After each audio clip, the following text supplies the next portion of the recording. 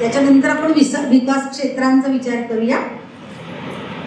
पायाभूत स्तरामध्ये या 5 विकास क्षेत्रांचा विचार केलेला आहे. पहिला शारीरिक विकास, दुसरा सामाजिक भावनिक नैतिक विकास, तिसरा बोधात्मक विकास, भाषा आणि साक्षरता विकास आणि सौंदर्यदृष्टी आणि सांस्कृतिक विकास. ही जी 5 क्षेत्र आहेत त्या 5 क्षेत्रांमध्ये मी मुद्दाम आराखडा असा तयार केलाय की त्या विकासामध्ये कोणत्या कोशाचा विकास होतो तो या आराखड्यात आपल्याला बघायला मिळतो. अर्थात आपल्याला त्याच्यात खूप बारकाईने जाता येणार नाहीये. शारीरिक विकास ज्या वेळेला करतो त्यावेळेला अन्नमय कोश आणि प्राणमय कोश या दोन्ही कोशांचा विकास होतो.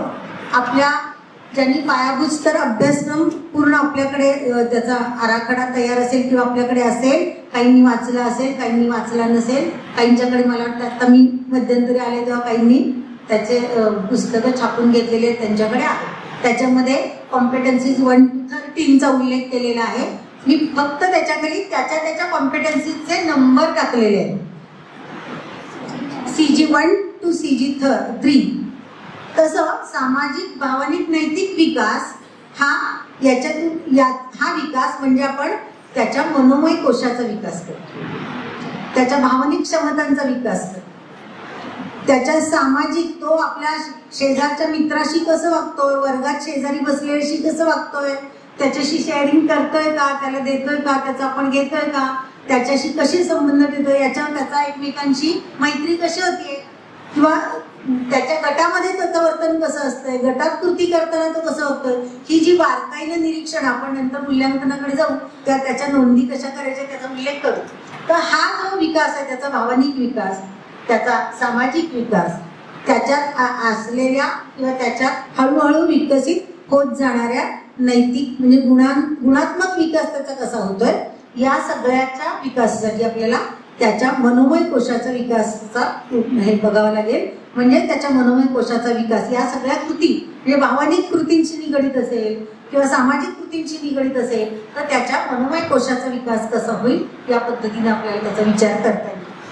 तिसरं जे क्षेत्र आहे ते आहे बोधात्मक विकास म्हणजे विज्ञानमय कोश.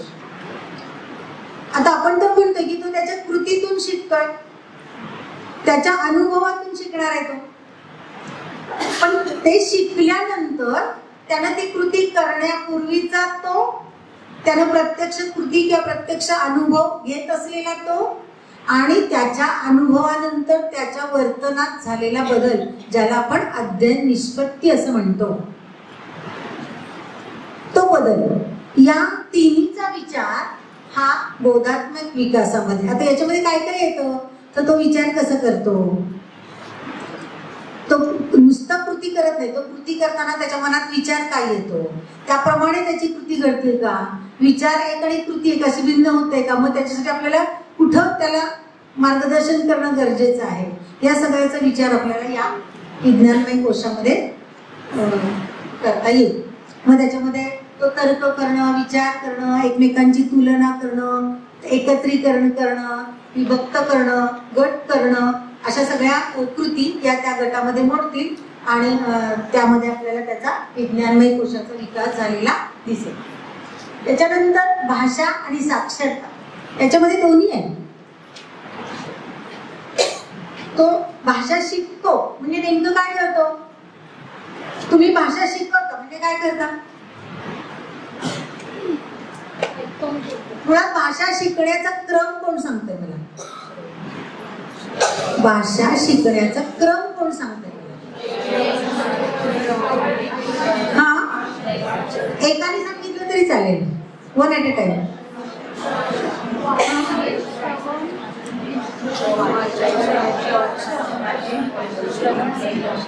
हा ताई,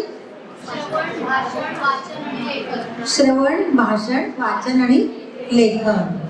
आणि शाळेमध्ये आल्यानंतर पालक काय म्हणतात आपल्याला, आधी त्याला लेखन आलं पाहिजे, बरोबर आहे की. म्हणजे जी क्षमता आपल्याला शेवटी विकसित करायची आहे ती पालकांना त्याची पहिल्यांदा विकसित झालेली पाहिजे असते. आणि आपण मग त्याला बळी पडतो, पालक असं म्हणतायत मग द्यायला पाहिजे ना थोडा तरी अभ्यास, हो ना. मग तो अभ्यास कोण करतं? पालक करतात. पण बालकाचा तिथपर्यंत विकासच नाही झालेला, तो कसं करेल? मग पहिल्यांदा जर श्रवण म्हटलंय तर आता श्रवण कोण करणार आहे? अरे ताई, श्रवण कोण करणार आहे? मुलं श्रवण करणार ना. म्हणजे मग त्याला ऐकवणारे कोण? आपण सगळे ऐकवणार ना, तुम्ही आम्ही सगळे ऐकवणार ना. मग काय ऐकवणार? मोबाईल मधली गाणी? मग काय ऐकवणार? बडबड गीत. पण आम्ही तर आता वयाने मोठे झालो ना, तेव्हा आम्हाला नाचत उड्या मारत बडबड गीत म्हणायला आवडत नाही. आम्ही नुसतेच उभं बडबड गीत म्हणतो. मग काय होतं? मग मुलांना त्याचा अर्थच कळत नाही, कारण आम्ही कृतीच केलेली नसते. मग काय केलं पाहिजे? अभिनय सादरीकरण पाहिजे की नाही. आणि ते सुद्धा मोबाईलवर नाही, स्वतः म्हणलं पाहिजे की नाही. काय होईल? म्हणून मी म्हणते शिशुवाटिकेचा शिक्षक हा संगीत शिक्षक असला पाहिजे. त्याला थोडी तरी संगीताची जाण असली पाहिजे. त्यानं अगदी विशारद असलं पाहिजे असं अजिबात म्हणलं नाही, पण त्याला थोडी जाण पाहिजे. स्वर, लय, ताल हे तरी त्याला कळलं पाहिजे. का? कारण तोच खरा बाल शिक्षणाचा आत्मा आहे, हो ना. मग तसं जर असेल तर श्रवण जर तो करणार असेल तर आपण ऐकवण्यासाठी किती तयारी करावी लागेल सांगा बरं. आपण काय काय तयारी करता? तुम्ही लिस्निंग स्किल किंवा श्रवण कौशल्य विकसित करण्यासाठी तुम्ही काय काय तयारी करता? जरा तुम्ही सांगा. माझ्यापेक्षा तुम्हाला अनुभव जास्त आहे ना. मला तर काहीच अनुभव नाहीये शिशुवाटिकेचा. वेगवेगळे आवाज ऐकवण्याला, वेगवेगळे प्राण्यांचे आवाज काय तुम्ही काढता? गोष्ट कथाकथनामधून हावभाव करून. बरं, आणखी काय? मी म्हणलं तयारी काय काय करता?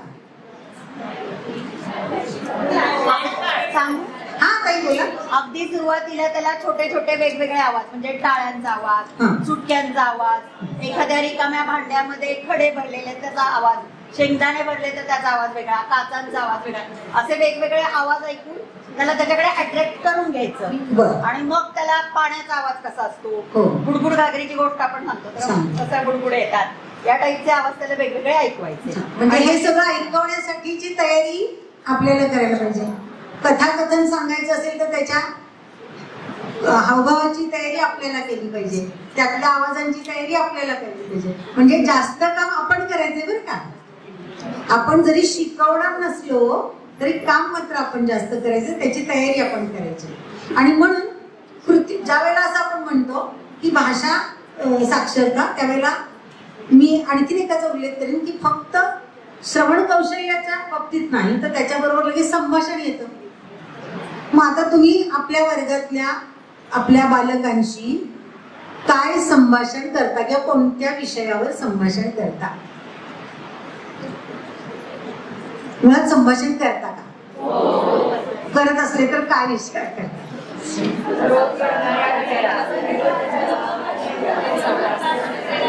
साधारण कशावर संभाषण केलं गेलं पाहिजे असं तुम्हाला वाटतं? फक्त फोटो येत. हा ताई,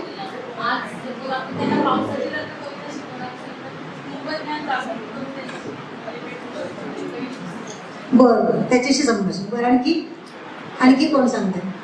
हा ताई,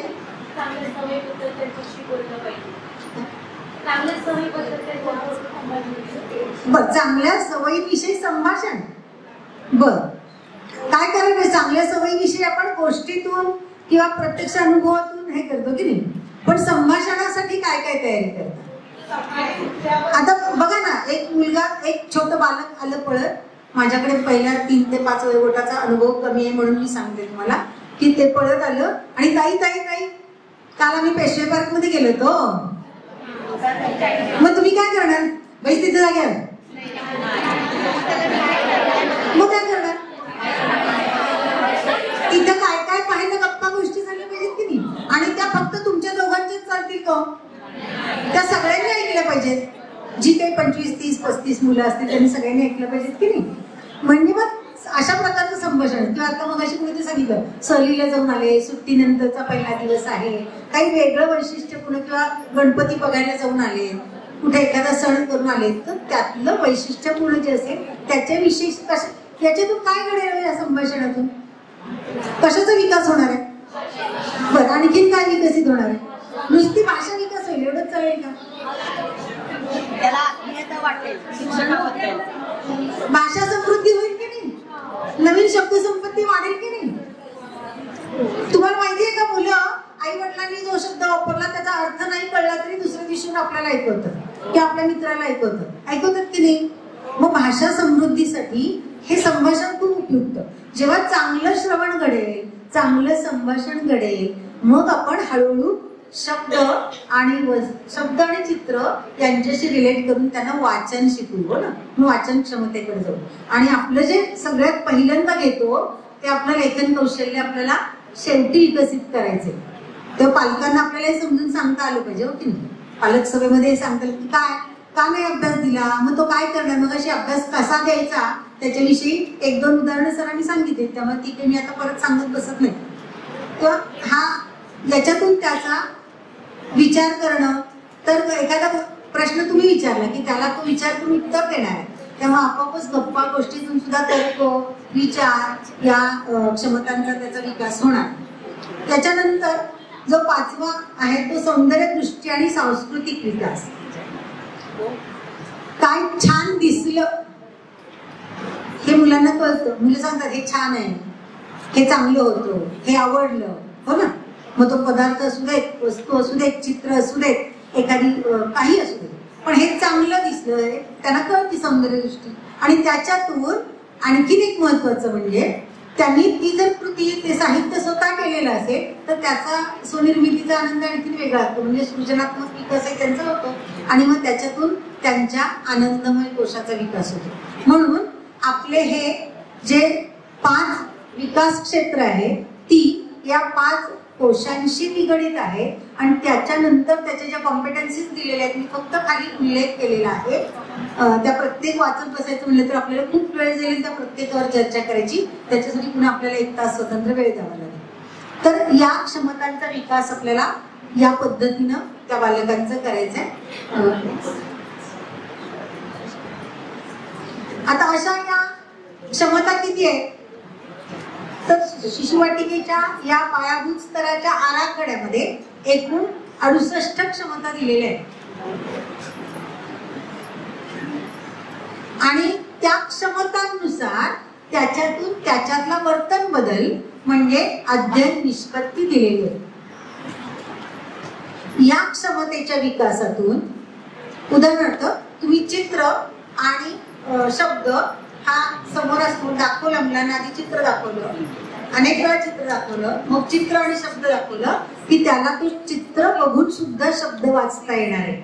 असा त्याचा जो विकास होणार आहे त्याच्यातून होणाऱ्या अपेक्षित वर्तन बदल म्हणजे अध्ययन निष्पत्तींचा आपल्याला विचार करता येईल की ह्या क्षमतेचा विकास झाल्यावर त्याच्यात हा वर्तन बदल दिसणार आहे.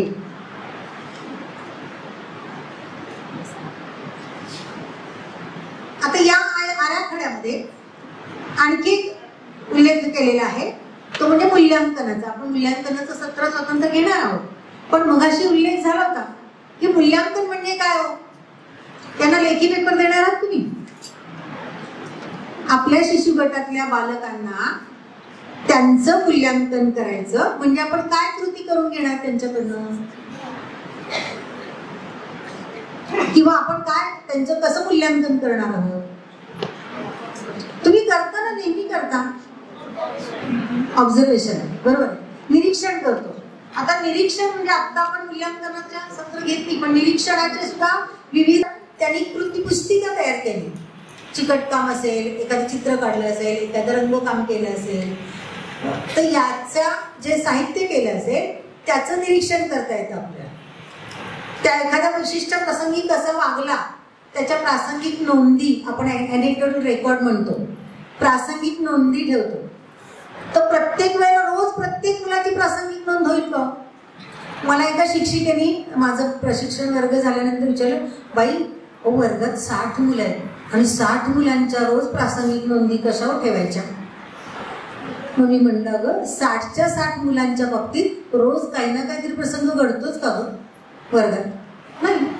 मग काय होतं, कधीतरी एखाद्या ठिकाणी एखाद्या विशिष्ट प्रसंगी एखाद्या विद्यार्थ्याचं वेगळं वर्तन दिसतं, त्याच्या नोंदी करणं गरजेचं असतं की त्याच्यावरून आपल्याला त्याच्या अध्ययनाचा मार्ग सुकर होण्यासाठी, त्याला मार्गदर्शन करण्यासाठी त्या नोंदींचा उपयोग व्हावा किंवा त्यांच्या पालकांपर्यंत पोहोचण्यासाठी त्याचा उपयोग व्हावा, एवढाच त्याचा उल्लेख असतो.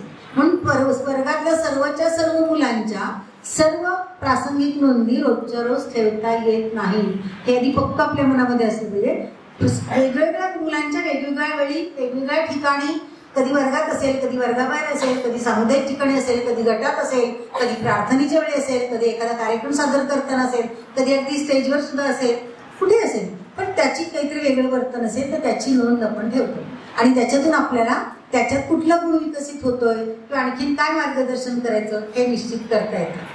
त्यानं केलेल्या कृती आणि कलाकृती, आता मगाशी आपण बघितलं त्याचं ऍप्रिसिएशन कसं करायचं. आता आपण परत त्याच्यावर बोलायची गरज आहे का? नाही. कसं असलं पाहिजे ऍप्रिसिएशन? कसं असलं पाहिजे? तर आत्ताच की आपण जेवणाच्या आधी बघितलं, विसरून गेला की काय? कसं ऍप्रिसिएशन पाहिजे? हा, स्तुती न करता, पॉझिटिव्ह तर असलं पाहिजे पण स्तुती न करता असलं पाहिजे, हो की नाही? ह्या दोन्ही गोष्टी बघितल्या होत्या म्हणून मी आता परत रिपीट नाही केलं.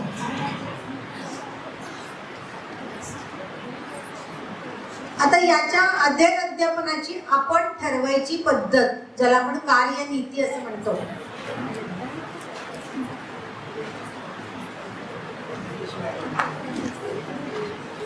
मगाशी आपण उल्लेख केला त्याचा, खेळांचा उल्लेख केला, वर्गातले खेळ, वर्गाबाहेरचे खेळ, काही खेळ साहित्याशिवाय असतील, काही खेळ खेळणी घेऊन असतील आणि त्याच्यातून आपल्याला त्यांचं अध्ययन घडवायचे. कारण प्रत्येक जो खेळ तयार केले, आपण शैक्षणिक ज्या वेळेला साहित्य तयार करतो तेव्हा त्या प्रत्येक साहित्य तयार करताना सुद्धा सुप्तपणे आपल्या मनामध्ये या साहित्याच्या खेळातून कोणती क्षमता विकसित करायची हे मनात पक्क आपलं उद्दिष्ट ध्येय ठरलेलं असतं आणि त्याप्रमाणे साहित्य करतो आणि मग त्या साहित्याप्रमाणे त्याचा विकसन होतंय की नाही ते बघत असतो. तेव्हा अशा प्रकारचं. नंतर दुसरं म्हणजे अध्यापनामध्ये बडबड गीतं आणि गाणी असली पाहिजे. बडबड गीतांचा उद्देश कोणी सांगेल का?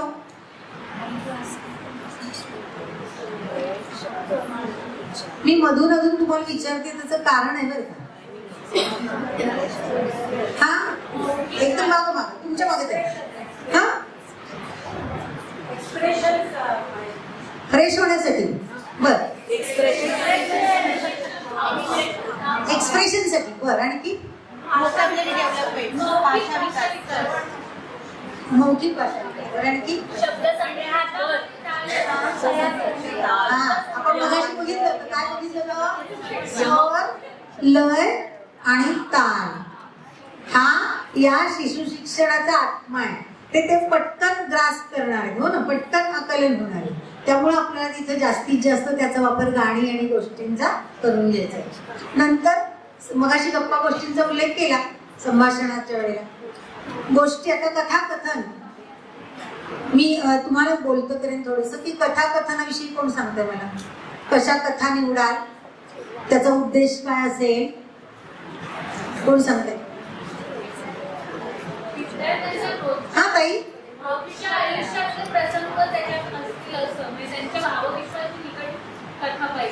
त्यांच्या भावविश्वाशी निगडीत कथा पाहिजे. बर, आणखी संस्कारक्षम. बोला ना. वयोगटाला अनुरूप कथा असली पाहिजे. अगदी बरोबर आहे. आणखी संस्कारक्षम असायला पाहिजे. मला एक वाक्य आठवलं एका कथेच्या शेवटचं. The weakest can help strongest. कुठल्या गोष्टीचं मॉरल आहे? सिंह आणि the weakest can help strongest. सिंह आणि उंदीर. सिंह आणि उंदीर. मग आता मला सांगा की आपण कथा सांगताना त्याचं असं शेवटचं जे तात्पर्य आहे ते आपण सांगायचं का नाही सांगायचं? नाही सांगायचं. मुलांनी सांगायचं. सांगायचं? नाही सांगायचं. बर, एक मिनिट काही इकडे थांबा. सांगायचं असेल तर का सांगायचं आणि सांगायचं नसेल तर का नाही सांगायचं? उत्तर दोन्ही गटांनी द्यायचं. त्याचं त्याला कळलं पाहिजे. जर तुम्ही बोला ना ताई, तुम्ही बोला. त्याचे विचार प्रक्रियेला वावच नाही, बरोबर आहे. त्यामुळे ते त्याच्यावर सोडून द्यायचंय, हो ना. कधी मॉरल स्टोरीचं मॉरल आपण सांगायचं नाही. तर कथाकथनामध्ये आणखीन एक मुद्दा उल्लेख करायचा, मी कदाचित दाखवीन वेळ मिळाला पुढच्या 1-2 दिवसाच्या सत्रामध्ये. तर जे एक साहित्य आपण तयार केलं, फक्त चित्रकथा तयार केली आणि त्याला कुठल्याही भाषेचा उल्लेख नाही केला, तर आपल्याला तीच कथा आपल्याला 3-4 भाषांमध्ये ऐकवता येते, हो ना. 3-4 भाषांमध्ये त्यांच्याकडनं नाट्यीकरण करून घेता येतं, अभिनय करून घेता येतं. म्हणजे त्यांच्या भाषा विकासासाठी या म्हणजे संभाषण कौशल्य असेल, भाषा विकास असेल, या सगळ्यासाठी त्याचा उपयोग होतो. तर अशा प्रकारचं साहित्य विद्यार्थ्यांच्या म्हणजे बालकांच्या मदतीनं चित्र तुम्ही गोळा करा, पण छोटी चिटकवायचे कागदावर, अशी छोटी कामं त्यांच्याकडनं करून घेतली तर त्यांना ते आपलं साहित्य असं वाटतं. जेव्हा एखादी गोष्ट माझी आहे तेव्हा ती मी फाडून टाकत नाही, हो की नाही. हे आपल्या वर्गाचं आहे की जी आपलेपणाची भावना आहे, गटाची भावना आहे की हे आमच्या वर्गाचं आहे, हे आम्ही तयार केलेलं आहे, तेव्हा ते जास्त प्रभावीपणे ते व्यवस्थित टिकवतात. तिथं आपल्याला काहीही कष्ट घ्यावे लागत नाही ते जपून ठेवण्यासाठी. तर अशा पद्धतीनं कथाकथनाचा सराव त्यांच्याकडनं घेणं किंवा संगीतबद्ध आणि तालबद्ध हालचाली म्हणजे अगदी बोटांच्या गाण्यापासून जे असतील, हाताची बोटं, पायाची बोटं किंवा हाताच्या टाळ्यांच्या साह्याने असं वेगवेगळ्या पद्धतीने आपण त्यांच्याकडनं हालचालींच्या साह्याने हे कृती करून घेऊ शकतो. आणि कलेच्या साह्याने म्हणजे चित्र काढलंय, रंगवायचंय, वेगवेगळे रंग त्याच्यामध्ये अशी सांगितलं आपण की मूल्यमापनाचा आपण उल्लेख करायचा नाही. तर अशा पद्धतीने आपल्याला या पायाभूत स्तराच्या अभ्यासक्रमामध्ये या सगळ्या गोष्टींचा विचार म्हणजे भाषेचा असेल तर मौखिक असेल, संभाषण असेल, वाचन असेल आणि लेखन असेल, तसा शब्द ओळखणं किंवा नमुना लेखन करणं किंवा बघून म्हणजे आपण त्याला काय म्हणतो अनुलेखन करून घेणं. म्हणजे हे शेवटच्या 3ऱ्या गटाकडे आपण केवळ अक्षरांच्या बाबतीमध्ये करून घेऊ शकतो. तर अशाच प्रकारचं गणिताच्या बाबतीत सुद्धा गणिताचे खेळ असतील किंवा गणिताच्या बाबतीतले काही गाणी असतील किंवा त्याच्या बाबतीतल्या काही कृती करून त्याच्यातून त्या साहित्याच्या आधारे त्यांना काही अध्ययन करणं असेल तर या प्रकारच्या खेळातून आपल्याला त्यांच्या या गणितीय अनुदेशन आहे त्याचाही विकास करता येतो. म्हणजे एक आपण पायाभूत स्तराचा अभ्यासक्रम म्हटलं तर या अनेक गोष्टींचा उल्लेख त्याच्यामध्ये करणं अपेक्षित आहे. फक्त जाता मी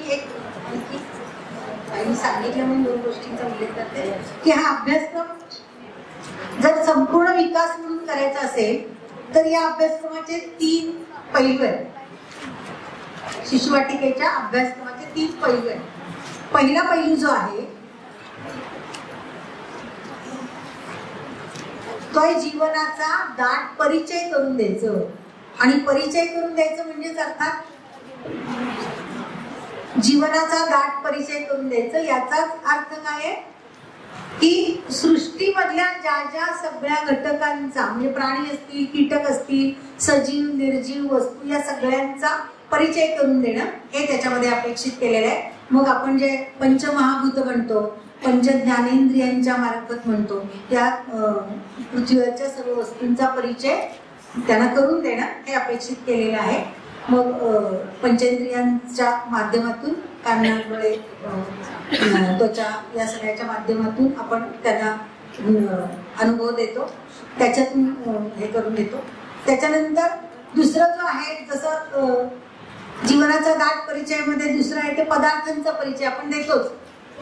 चव असेल, गंध असेल, हो ना, तर याचा परिचय किंवा स्पर्श असेल याचा परिचय आपण त्याचा करून देतो. तर याच्यामध्ये तिसरा जो गट येतो तो सजीव सृष्टी, त्याचा परिचय करून देणं, मानव सृष्टीचा परिचय, व्यक्ती म्हणजे आपलं जसं आपला परिसर किंवा आपलं कुटुंब आहे तसं आजूबाजूचा परिसर असं ज्यावेळेला मी म्हणते तेव्हा आपल्या खऱ्या अर्थाने आजूबाजूचा परिसर याचा परिचय करून देणं अपेक्षित आहे. दुसरा जो त्याचा घटक आहे अभ्यासक्रमाचा तो आहे संस्कार आणि चारित्र्य निर्माण. संस्कार आणि चारित्र्य निर्माण आपल्याला पहिल्यांदा काय केलं पाहिजे, पूर्वजांची ओळख करून देणं, त्यांच्यापासून प्रेरणा किंवा थोर ऋषी मुनी संत यांच्या सगळ्यांचा परिचय करून देणं, संत वाङ्मयाचा त्याच्यातून परिचय करून देणं, आपल्या संस्कृतीची ओळख, आपण जे वर्षभराचे सण समारंभ घेतो त्या सण समारंभाच्या माध्यमातून त्यांना संस्कृतीचा परिचय करून देणं, आणि सद्गुण सदाचार या देशभक्ती याच्यासाठी उपक्रम शाळेमध्ये, मी जास्त खोलात जात नाही वेळेची मर्यादा लक्षात घेऊन, तर याचा परिचय करून देणं हे त्या ठिकाणी अपेक्षित आहे. मग त्याच्यामध्ये देशभक्ती म्हटलं तर फक्त देशभक्ती, आता या मुलांना देशभक्ती म्हणजे काय तर आपण फक्त त्यांच्या वयोगटाला साजेशी गाणी घेऊ, पण त्याच्याबरोबरच आपल्या परिसरातल्या इतर ज्या गोष्टी आहेत म्हणजे पाण्याचा वापर काटकसरीने करणं असेल, विजेचा वापर असेल, झाडं लावण्यासारखा वृक्षारोपणाचा कार्यक्रम असेल किंवा वीज पाणी अन्न या सगळ्याची बचत असेल, स्वदेशी वस्तू, आता या गटाला इतकं कळणार नाहीये स्वदेशी आहे पण त्या वस्तूंचा परिचय तरी करून देणं इतपत आपल्याला करता येणं शक्य आहे आणि ते आपण करून दिलं पाहिजे.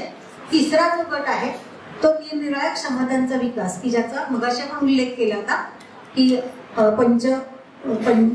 पंचकोशीय विकासामध्ये जी क्षेत्र दिली आपण, शारीरिक विकास, सामाजिक विकास, बौद्धिक विकास, मानसिक भावनिक विकास, आध्यात्मिक विकास, या सगळ्या याचा विकास कशा पद्धतीने करायचा तर त्याच्यासाठी त्या क्षमता निवडून त्याचा विकास आपल्या या अभ्यासक्रमामध्ये निगडित करणं. म्हणजे खरं म्हणजे आपण आपल्या आजूबाजूला वर्षभर जे जे जीवनात उपयोगी काम करत असतो त्या सगळ्या गोष्टींचा नुसता परिचय जरी दिला तरी त्यांचा अभ्यासक्रम पूर्ण झाला आणि तरी त्यांच्या क्षमतांचा पुरेसा विकास होईल. पण त्याच्यासाठी आपल्याला मात्र त्याच्यासाठी त्या क्षमतांची, त्या अनुभवांची निवड करणं, त्याच्या क्षमता ठरवणं आणि त्या क्षमता ठरवल्यानंतर त्याच्या विकासासाठी कृती कुठली करायची आणि मग त्याच्यातून अपेक्षित अध्ययन निष्पत्ती काय करून घेणार आहोत. आणि जर समजा अध्ययन निष्पत्ती झाली नसेल तर आपण तिथं कुठं कमी पडलो, आपल्याला त्या आपल्या अनुभव देण्यामध्ये काही कमतरता आहे का, असेल तर ती कशी दुरुस्त केली पाहिजे, या सगळ्या गोष्टीचा विचार आपल्याला त्यामध्ये करावा लागेल आणि अशा पद्धतीने आपल्याला शिशुवाटिकेचा अभ्यासक्रम पूर्ण करावा लागेल. मला वाटतं मी दिलेल्या वेळामध्ये पूर्ण केले. सगळ्यांना शांत बसून ऐकल्याबद्दल धन्यवाद.